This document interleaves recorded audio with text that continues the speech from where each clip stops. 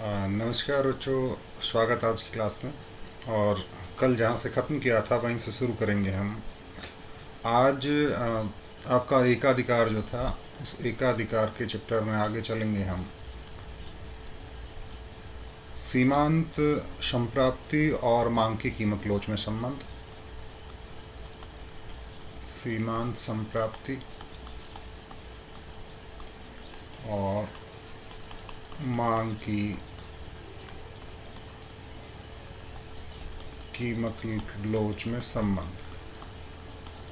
देखिए, आप इस लेवल पे पढ़ रहे हैं, तो ये शब्द जो है ना आपको कई तरह से मिल सकता है। आपको एमआर लिखा मिल सकता है, मार्जिनल रेवेन्यू इसका हम कहते हैं। सीमांत आगम के रूप में मिल सकता है, सीमांत राजस्व लिखा हुआ मिल सकता है, या फिर आपको कई बार जो है सीमांत आय के रूप में भी ये मिल जाता है। इससे कंफ्यूज होने की ज़रूरत नहीं है।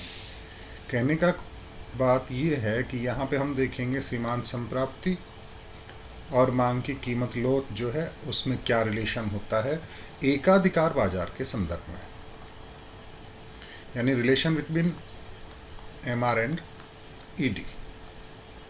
एमआर सीमांत लोच है, सीमांत आगम है, और ईडी जो है इलास्टिसिटी ऑफ डिमांड, कीमत लोच है मांग की। इसको समझाने से पहले हम एक टेबल जो है वो देखते हैं किस प्रकार से। इस टेबल का अध्ययन हम पहले कर चुके हैं, आपकी टेबल नंबर 6.2, और देखेंगे हम टेबल नंबर 6.2, वेरी 6.2, टेबल 6.2। ये आपकी टेबल 6.2 थी, और इस टेबल 6.2 में हमने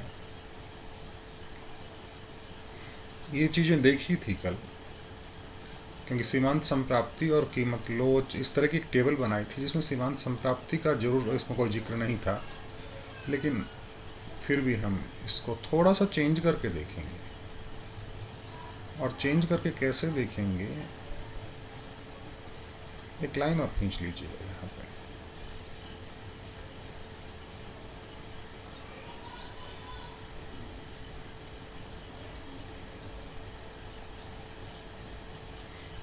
एक कॉलम और बना देता हूँ इसका, है ना। और यहाँ पे जो है ना आपकी, इसको मैं लिख देता हूँ,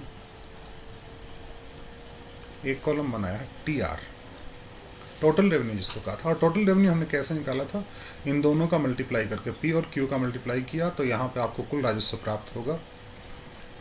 जब मात्रा ज़ीरो है तो प्राइस कुछ भी हो, कुल सीमांत आपकी कुल जो प्राप्तियां हैं या कुल आय जो है या कुल आगम जो है वो जीरो होगी।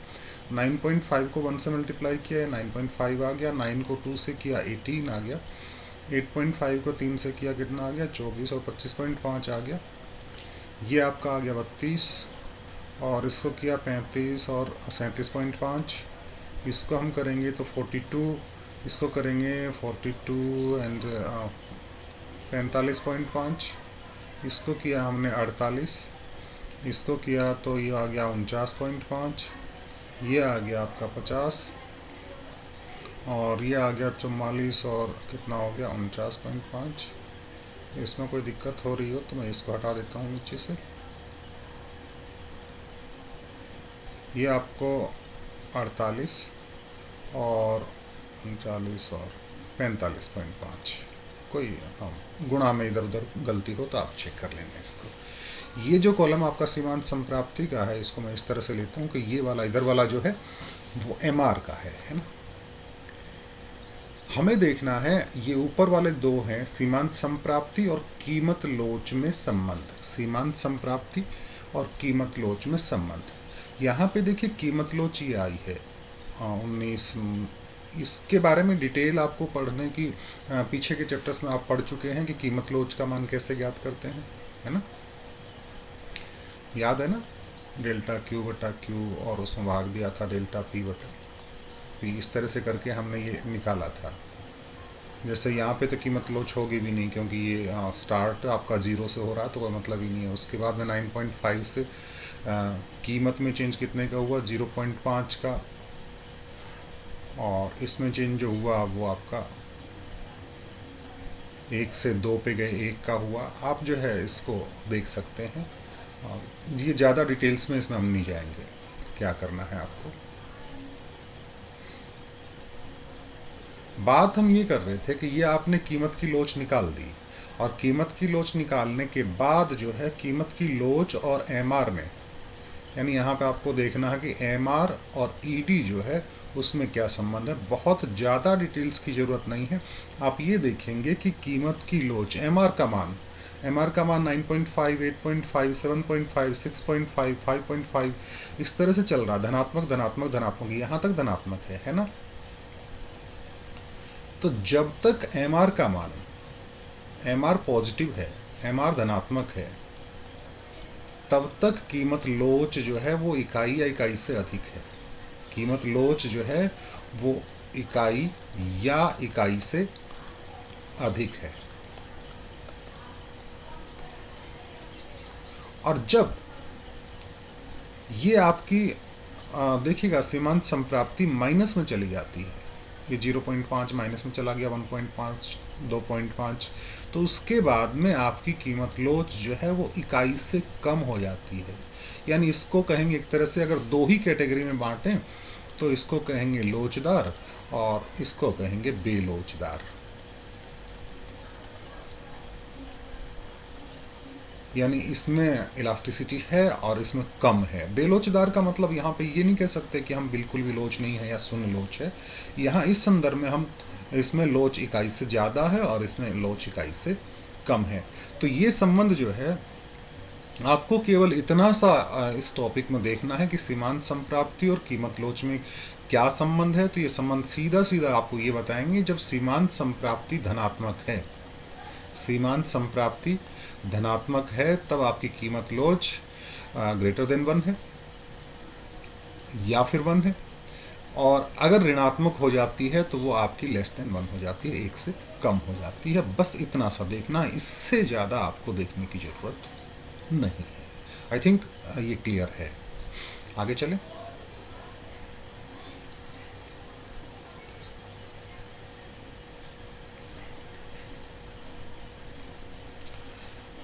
इसके बाद आपका आता है कि एकाधिकारी फर्म का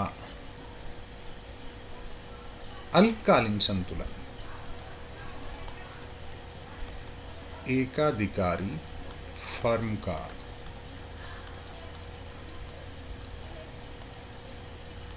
अल्पकालीन संतुलन।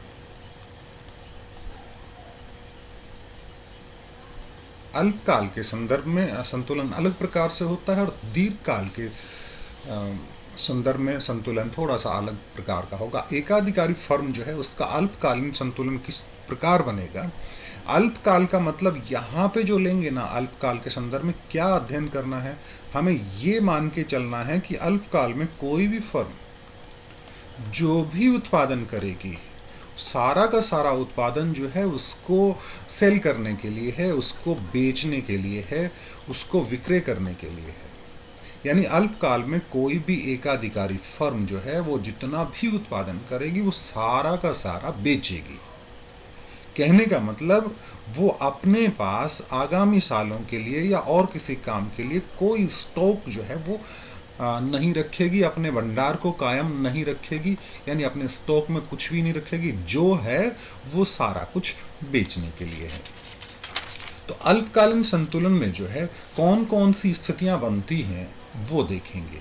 यानी एकाधिकारी फर्म का अल्पकालीन संतुलन है, इसके अंदर सब टॉपिक्स जो हैं वो क्या होंगे उनके बारे में थोड़ा देखते हैं। सबसे पहली बात, शून्य लागत की स्थिति।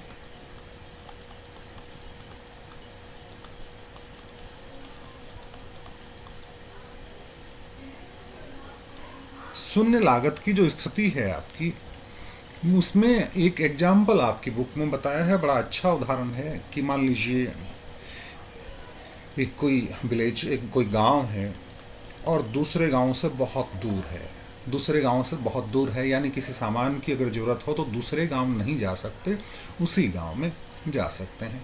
और उस गांव में है एक कुआं। क्या है? एक कुआं है। और उस कुएं का कोई मालिक है जिसने अपना हक जता रखा है, कुएं का कोई मालिक है, और ये कुएं का मालिक जो है ना, उसने प्रतिबंध लगा रखे हैं कि कुएं के ऊपर से कोई भी पानी नहीं भर सकता है। यानी वो मालिक है, वो सक्षम है इस बात के लिए कि वो कुएं पर प्रतिबंध लगा सकता है कि उसके ऊपर से कोई भी पानी ना भरे। एक कंडीशन में पानी भर सकता है कि अगर कोई चाहे कि मुझे पानी खरीदना है तो जो है वहां पे पानी भर सकता है। अब खरीदने के लिए कोई भी कस्टमर वहां पे जाएगा, यहाँ पे कस्टमर नहीं कह के मैं कंज्यूमर कहूँ क्योंकि उपभोक्ता की बात हम कर रहे हैं, तो ये आपको ये कह सकते हैं कि उस कुएं पे प्रतिबंध है कि ऐसे ही कोई पानी नहीं निकाल सकता, तो वहां पे पानी जो है वो कोई भी व्यक्ति खरीद सकता है। और जब पानी खरीदेगा तब उसको कोई ना कोई पेमेंट करेगा। अब देखिए, वो पानी खरीद रहा है, कुआं उस व्यक्ति के पास है, और ऐसे कुएं की कंडीशन में उसकी जो लागत है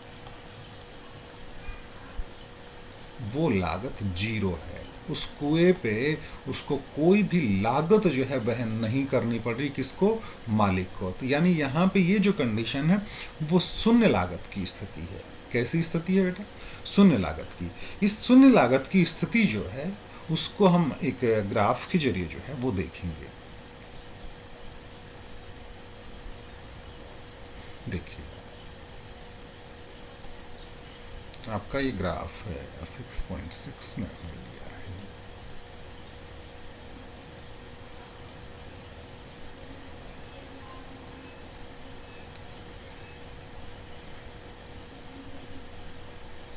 थोड़ा सा छोटा कर दो इसको, आपको दिखने में समस्या नहीं रहेगी। देखिए,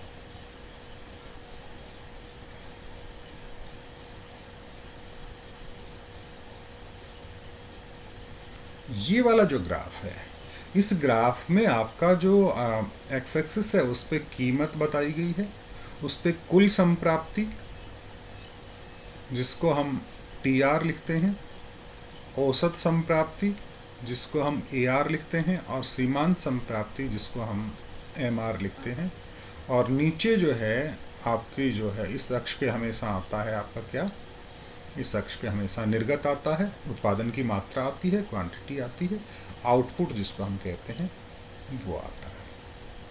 देखिए, कुल संप्राप्ति वक्र आपका ऐसा बन रहा है, ये आपका कुल संप्राप्ति वक्र है। कुल संप्राप्ति वक्र आप देखेंगे कि जैसे स्टार्ट में बढ़ता हुआ जा रहा है, एक स्थिति है उसमें आपकी कुल संप्राप्ति अधिकतम हो जाती है और उसके बाद में जो है वो गिरने लग जाती है। अब देखिए, एक कंडीशन इसमें आती है, तीनों चीज़ों को बताया है कि फर्म का जो लाभ होगा, यहाँ पे अगर हम फर्म के लाभ की बात करें, फर्म का लाभ क्या होता है कि आपकी कुल संप्राप्ति और उसमें से घटा दें क्या? कुल लागत। कुल संप्राप्ति में से कुल लागत घटा देते हैं तो क्या प्राप्त होता है? लाभ। इस कंडीशन में हमने शुरू में कहा था कि यहाँ पे शून्य लागत की स्थिति कैसी है? यहाँ पे शून्य लागत की स्थिति है, और शून्य लागत की स्थिति है इसका मतलब लागत 0 है। यानी जो होगा आपको संप्राप्ति, जितनी भी प्राप्त हो रही है संप्राप्ति, वो सारी की सारी क्या है? लाभ है। अगर वो 50 रुपये जो है वो कमा रहा है तो 50 रुपये उसका लाभ है, 100 रुपये कमा रहा है 100 रुपये उसका लाभ है, 1 लाख रुपये कमा रहा है तो 1 लाख रुपये उसका लाभ है, क्योंकि यहाँ पे लागत का जो मान है वो 0 है। यानी यहाँ पे जो भी लाभ होगा वो आपका कुल संप्राप्ति के बराबर होगा। ठीक है।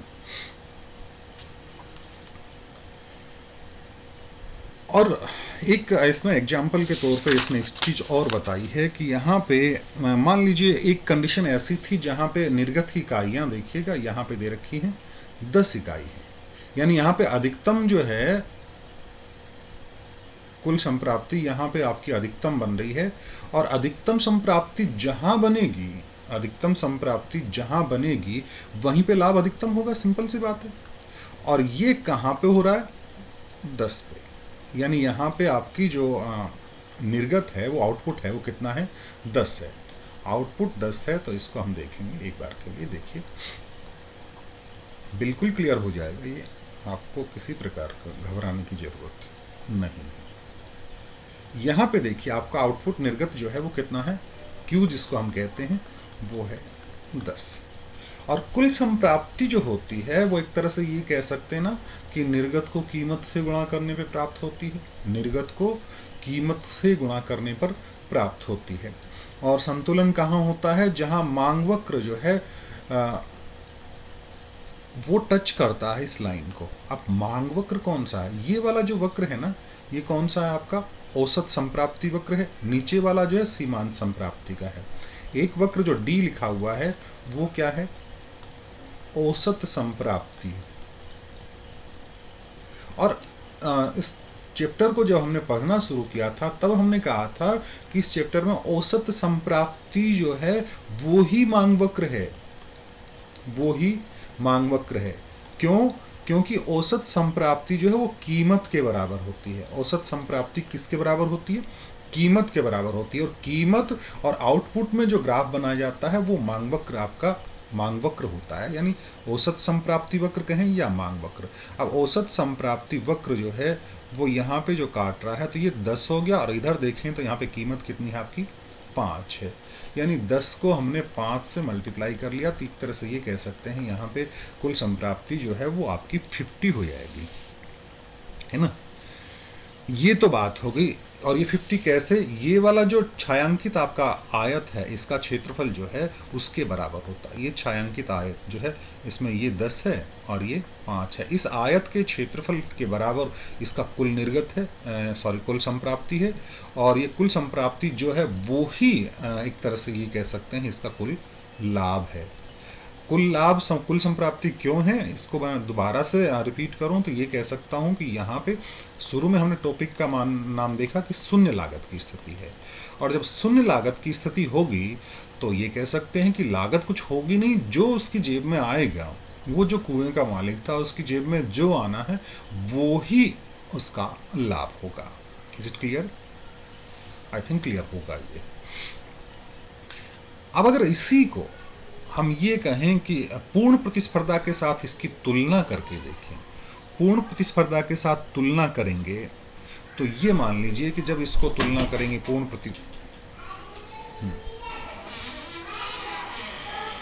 प्रतियोगिता के साथ जब तुलना करेंगे तो ये कह सकते हैं कि एक तरह से इसमें कुएं का मालिक जो है वो एक है, लेकिन वहाँ पे एकाधिकार में जो है कुएं का मालिक एक है, और एक से ज़्यादा जब हो जाएंगे, अनगिनत कुएं हैं, मान लीजिए वहाँ पे कितने कुएं हैं? अनगिनत कुएं हैं। उस क्षेत्र में बहुत सारे कुएं हैं, तो एक मालिक अगर ये कहेगा कि भाई मैं एक बाल्टी का जो है 5 रुपये वसूल करूँगा, एक बाल्टी का 5 रुपये वसूल करूँगा, तो ग्राहक कहाँ जाएगा? दूसरे के पास जाएगा, कब कहेगा भैया हमको पानी चाहिए और हम 5 रुपये देने को तैयार नहीं है। दूसरा कहेगा चलो फायदे का सौदा है, वो 5 दे रहा है और मेरे को काम चल जाए, वो 4 रुपया, मैं 4 रुपये में एक बाल्टी देने को तैयार हूँ।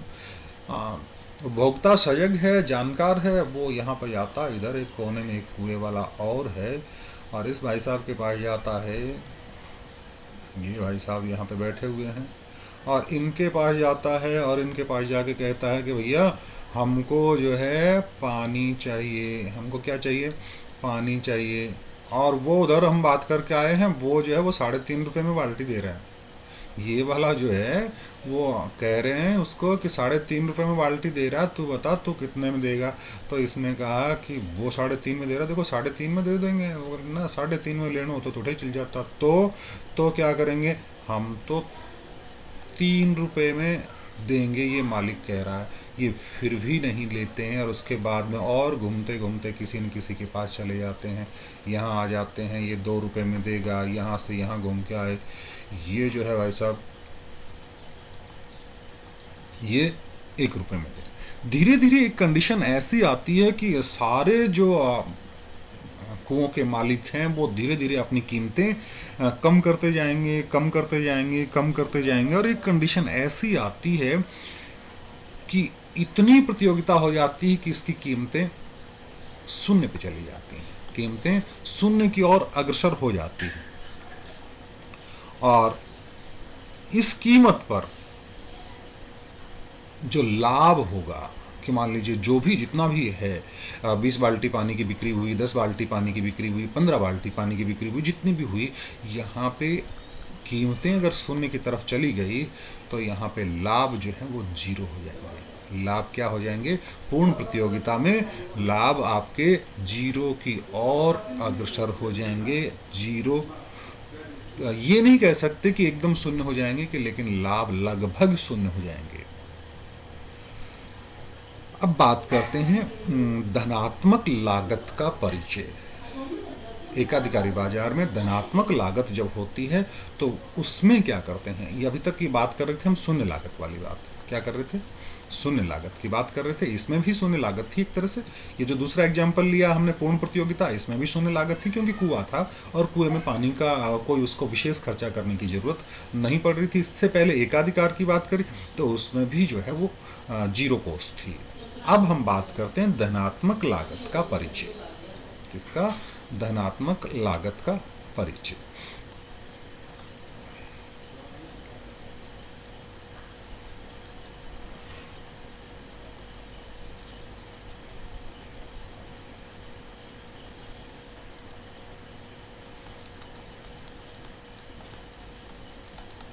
यानी ये मान के चलें कि एकाधिकारी आपका जो मार्केट है, मोनोपोली जो है, वहां पे अगर कुछ ना कुछ कॉस्ट है, कुछ ना कुछ कॉस्ट है, कुछ न कुछ लागत है, और कुछ न कुछ लागत जो होगी वो धनात्मक ही होगी। ऋणात्मक लागत तो पॉसिबल भी नहीं है ना। तो धनात्मक लागत है तो हम क्या करेंगे, किस प्रकार से हमारा लाभ होगा? इसमें दो तरीके हैं हमारे। एक तो कुल लागत वक्र के द्वारा, और एक जो है वो औसत और सीमांत वक्र के द्वारा। कुल लागत वक्र जो है वो थोड़ा सा सरल है, और औसत और सीमांत लागत वक्र है वो थोड़ा सा जटिल है। जटिल का मतलब ये नहीं है कि समझ में नहीं आएगा, लेकिन समझ में आएगा, फिर भी देखेंगे हम। एक वक्र के द्वारा जो है इसको हम समझते हैं आपके धनात्मक लागत के परिचय की बात। आपका ये वक्र है 6.7, ये 6.7 खुल जाता है।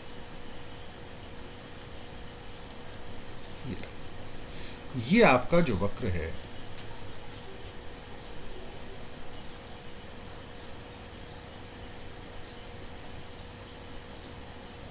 इसको हम देखेंगे। मैं बना नहीं रहा हूं, आपके सामने बनाया है, लेकिन आपको बिल्कुल क्लियर हो जाएगा। बिल्कुल थोड़ा सा दिमाग लगा लें, चित्र को देख के घबराइए नहीं। क्या नहीं करना है? घबराना नहीं है। तो क्या करना है? ड्राइंग मेरी बड़ी अच्छी है।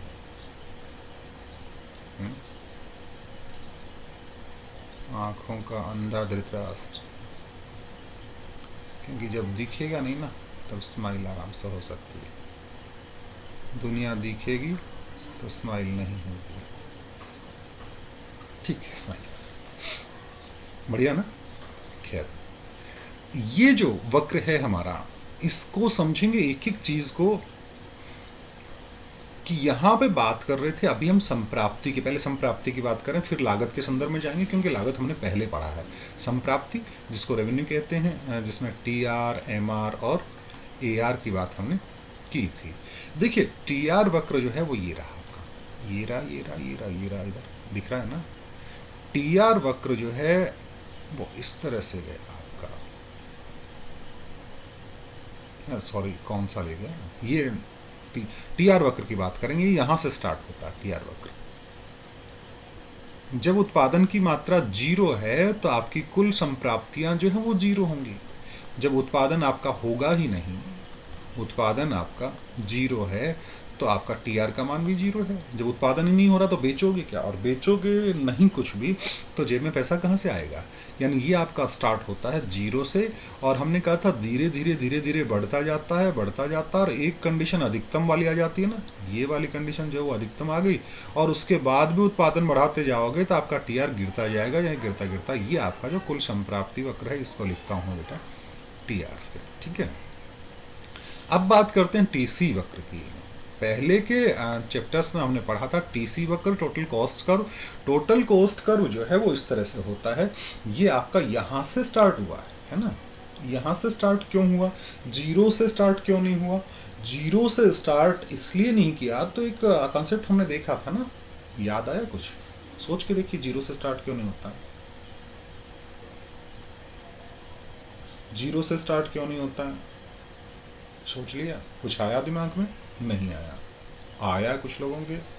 देखिए जीरो से स्टार्ट इसलिए हो रहा है कि आपने देखा कि टीवीसी, टीएफसी, इस तरह की चीजें पड़ी थी, वेरिएबल कॉस्ट, फिक्स्ड कॉस्ट। यानी कोई भी फर्म जो है उत्पादन में जब वो अपना उत्पादन कर रही है, तो अगर वो उत्पादन ना भी करे, वो अपना उत्पादन ना भी करे तो भी कुछ ना कुछ लागत उसको वहन करनी पड़ती है, कुछ ना कुछ लागत वहन करनी पड़ती है। कुछ ना कुछ लागत का मतलब ये हो सकता है, कुछ ना कुछ लागत का मतलब जैसे उसके परमानेंट कर्मचारी हैं, नियमित कर्मचारी हैं, उनको वेतन देना ही देना है, नियमित कर्मचारियों को वेतन देना है, और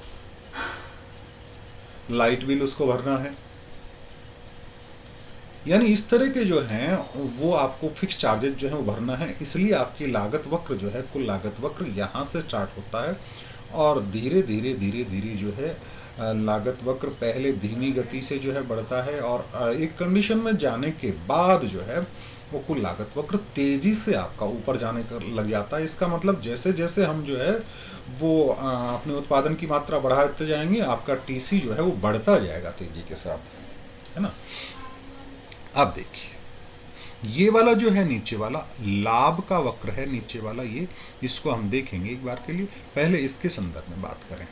देखिए जहां पे सबसे पहले यहां पे काटा, दोनों वक्र ने काटा Q2 पर, एक कहां पे काट रहा, ये वाला उत्पादन Q3 पे। Q2 पे आपका प्रोडक्शन कुछ है, और Q3 पर आपका प्रोडक्शन कुछ है। Q2 और Q3 पर जो है आपकी कुल संप्राप्ति और कुल लागत, TR एंड TC दोनों इक्वल काट रही हैं, यानी जितनी कुल संप्राप्ति है उतनी ही कुल लागत है। और हमें जब लाभ ज्ञात करना होता है ना, तो हम क्या करते हैं, कुल संप्राप्ति में से कुल लागत घटा देते हैं, कुल संप्राप्ति में से कुल लागत घटा देते हैं, है ना। तो यहाँ पे जहाँ पे कुल संप्राप्ति और कुल लागत बिल्कुल बराबर हो जाएंगी, वहाँ पे आपका लाभ होगा बेटा जीरो, लाभ होगा शून्य। क्योंकि मेरी जेब में 500 रुपये आए और मैंने खर्च भी किए 500, तो लाभ कितना होगा, लाभ होगा डब्बा गोल जीरो। यानी दो कंडीशन बनती है हमारी, एक तो Q2 पर और एक Q3 पर, जहां पे हमारे लाभ जो हैं वो जीरो के इक्वल होंगे, लाभ हमारे शून्य होंगे। फिर एक कंडीशन आती है Q3 से राइट साइड में, और एक कंडीशन आती है Q2 से लेफ्ट साइड में, Q2 से लेफ्ट में और Q3 से राइट में। देखिएगा Q2 से लेफ्ट में देखेंगे, नीचे वक्र कौन सा है, ये वाला है यहां पे, ऊपर कौन सा है, ये वाला है, ऊपर है लागत वाला, ऊपर है लागत, नीचे है आगम वाला या संप्राप्ति वाला। कहने का मतलब लागत ज्यादा है और आगम कम है, लागत ज्यादा आगम कम, खर्चा हुआ ज्यादा और जेब में आया कम। इसका मतलब इससे इधर तो उत्पादन करेगा ही नहीं, क्यों, क्योंकि यहाँ पे तो हानि होनी है। फिर बात करते हैं, हमने कहा Q3 से राइट साइड में, Q3 से राइट साइड में करेंगे तो लागत वक्र ऊपर है और संप्राप्ति वक्र नीचे है, यानी यहाँ भी कुल लागत का मान जो है वो किससे ज़्यादा है, संप्राप्ति से ज़्यादा है। अब लागत ज़्यादा और संप्राप्ति कम, इसका मतलब यहाँ भी हानि की स्थिति बनती है, यहाँ भी हानि की स्थिति बनती है। इसका मतलब वो फर्म जो है इधर भी उत्पादन नहीं करेगी और इधर भी उत्पादन नहीं करेगी। नीचे वाले से कंफ्यूज होने की जरूरत नहीं है, लाभ का वक्र मैं बताऊंगा किस तरह से है ना। तो इसका मतलब वो इधर भी नहीं करेगी, इधर भी नहीं करेगी, तो वो उत्पादन कहाँ करेगी? वो उत्पादन करेगी आपके Q2 से लेके Q3 के बीच में, Q2 से लेके Q3 के बीच में कोई भी फर्म जो है वो उत्पादन करेगी। समझ में आ रही बात? Q2 से Q3 के बीच में उत्पादन करेगी। मान लीजिए एक पोजीशन वो Q1 लेता है, मान लीजिए कि वो यहाँ पे उत्पादन कर रहा है। अब यहाँ पे जब वो उत्पादन कर रहा है तो ये जो है आपकी कुल संप्राप्ति है A बिंदु पर, है ना, और B बिंदु पर कुल लागत है। सीधी सी बात है कि संप्राप्ति ज्यादा है, संप्राप्ति ज्यादा है और लागत कम है, तो यहाँ पे लाभ तो होगा, और लाभ कितने के बराबर होगा? ये जो सेगमेंट है आपका AB के बराबर लाभ होगा। यानी यहाँ पे वो अपना उत्पादन कर सकता है, वो जो फर्म है वो अपना उत्पादन कर सकती है, लेकिन यहाँ पे वो अपना उत्पादन करना बंद नहीं कर देगी। क्यों? क्योंकि उसको ऐसा लगता है कि और उत्पादन जब मैं बढ़ाऊंगा तो मुझे और ज़्यादा लाभ प्राप्त होंगे, तो वो उत्पादन को और बढ़ाता जाएगा। और एक कंडीशन ऐसी आती है Q0 वाली, जहाँ पे उसको ये वाली जो पोजीशन है यहाँ पे देखिएगा, ये लाभ उसको प्राप्त होता है। और देखिएगा AB से इसकी तुलना करके देख लीजिए, मैं इसको CD लिखूं, मान लीजिए यहाँ पे लाभ ज़्यादा हो रहा है ना, यहाँ पे लाभ ज़्यादा हो रहा है। कहने का मतलब इसमें मैक्सिमम जो प्रॉफिट आपको प्राप्त होगा वो वहां पे होगा जहां कुल लागत और कुल संप्राप्ति वक्रों के बीच की दूरी मैक्सिमम होगी। कुल लागत और कुल संप्राप्ति वक्रों के बीच की दूरी मैक्सिमम होगी, अधिकतम होगी, वहां पे अधिकतम लाभ प्राप्त होंगे। क्लियर है? या इसको मैं इस तरह से कहूं कि ये वो पोजीशन होगी जहां पे कुल लागत और कुल संप्राप्ति में अंतर जो है वो मैक्सिमम होगा। तो ये वाली कंडीशन पे फर्म जो है वो उत्पादन करना चाहेगी Q0 पर। क्यों? Q0 पर जो है वो कुल लागत और कुल संप्राप्ति वक्रों के बीच की जो दूरी है वो मैक्सिमम है, या कुल लागत और कुल संप्राप्ति वक्र के बीच की दूरी अधिकतम है और कुल लागत और कुल संप्राप्ति के बीच अंतर जो है वो सर्वाधिक है। फिर मान लीजिए वो इधर जाता है तो यहाँ पे लाभ प्राप्त उसको होंगे, लेकिन वो पहले से कम लाभ होना शुरू हो जाएंगे तो अपना उत्पादन वापस से घटा देगा और कहाँ पे आ जाएगा? Q0 पर आ जाएगा। अगर वो वापस यहाँ पे आता है Q3 पर उसके लाभ 0 हो जाएंगे, तो इससे इधर जाने का तो कोई मूर्ख होगा तो ही जाएगा, वो वापस आएगा, अपना उत्पादन घटाएगा और कहाँ तक घटाएगा? Q0 तक घटाएगा। अब देखिए लाभ वक्र जो है वो इनसे नीचे बनाया हमने। लाभ वक्र यहां की बात करें O बिंदु पर, O बिंदु पर आपका लाभ वक्र कहां होगा? माइनस में गया है। क्यों गया बेटा माइनस में? O बिंदु पर, यानी जब आपका उत्पादन जो हो रहा है वो 0 है। उत्पादन कितना है? 0। और उत्पादन 0 की कंडीशन में हमने कहा था कि यहां पे क्या होगा कि आपका कुछ ना कुछ लागत वहन करनी पड़ेगी, जिसको हमने स्थिर लागतें कहा।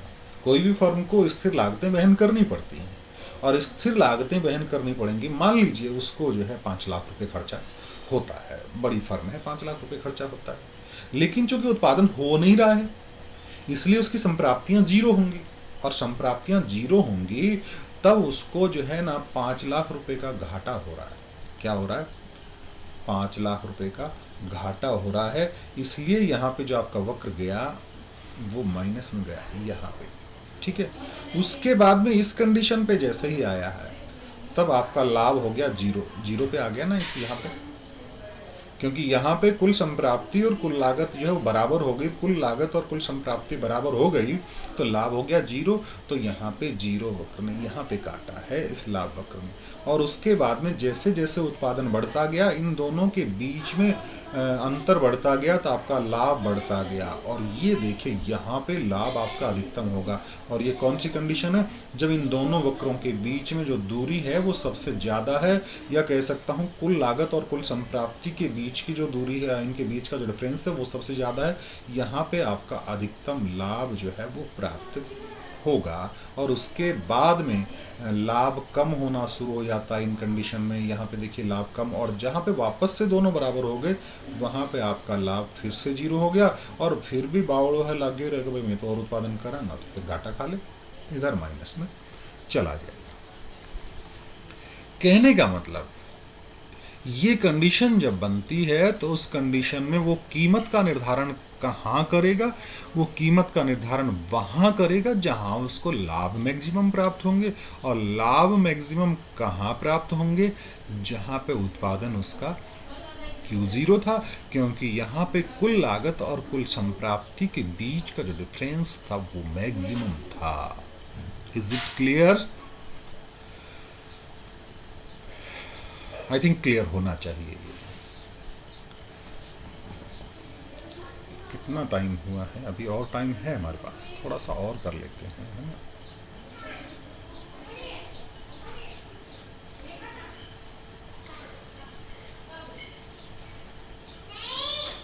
अब आगे बात करते हैं। यही जो है हमने धनात्मक लागत के परिचय में बात की थी, तो कुल लागत वक्र और कुल संप्राप्ति वक्र के द्वारा विश्लेषण, और दूसरा जो है हमने देखा था आपके औसत और सीमांत वक्र के प्रयोग द्वारा। औसत और सीमांत वक्र के प्रयोग के द्वारा थोड़ा सा ज़्यादा हो जाएगा। बस आज के लिए इतना ही करेंगे, क्योंकि इसमें भी लगभग आपको 15 मिनट होंगे। दूसरा वीडियो बना देंगे कल, एक दिन में 2 वीडियो बना देंगे, वो ऑप्शन बेटर रहेगा एक लंबा वीडियो बनाने के बजाय। ठीक है? और बाकी सब लोग ठीक ठाक है ना?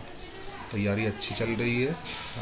कुछ बच्चों ने कुछ बुक्स वगैरह ली हैं, उनको देख के घबराने की ज़रूरत नहीं है। जैसे ही आपका सिलेबस कंप्लीट होगा उसके बाद में आपको दिक्कतें ज़्यादा नहीं होंगी। और हकीकत एक चीज़ है बुक्स के मामले में, चाहे वो हमारी सिलेबस की बुक्स हैं या कोई दूसरी बुक्स हैं, ये सब्जेक्ट ऐसा है इकोनॉमिक्स के मामले में हिंदी मीडियम की बुक्स की काफ़ी किल्लत है। अच्छी बुक्स जो हैं वो बहुत मुश्किल से अवेलेबल। मैं कोशिश करता हूँ कहीं ना कहीं से कोई अच्छी बुक्स मिले ताकि आपको कुछ ना कुछ बेनिफिट मिले, लेकिन फ़िलहाल मिल नहीं रही हैं। तो फिर जैसी बुक्स हैं उन्हीं से काम चलाना पड़ता है। क्योंकि आप हिंदी मीडियम के विद्यार्थी हैं और मैं खुद हिंदी मीडियम का विद्यार्थी रहा हूँ, इसलिए इंग्लिश मीडियम की बुक्स में थोड़ा सा मुश्किल काम होता है, बहुत आपको टाइम लगता है। इसलिए हम हिंदी मीडियम को ही प्रेफर करते हैं और हिंदी मीडियम की किताबों से ही पढ़ना पड़ता है। फिर भी कोशिश करूँगा कि जैसा भी संसाधन हमको मिलते हैं उससे मैक्सिमम बेनिफिट आपको मिले, और कोशिश करेंगे कि हम जो है बहुत बेहतरीन करेंगे, और आप पे मुझे पूरा भरोसा है कि आप लोग करेंगे। थैंक यू, मिलते हैं।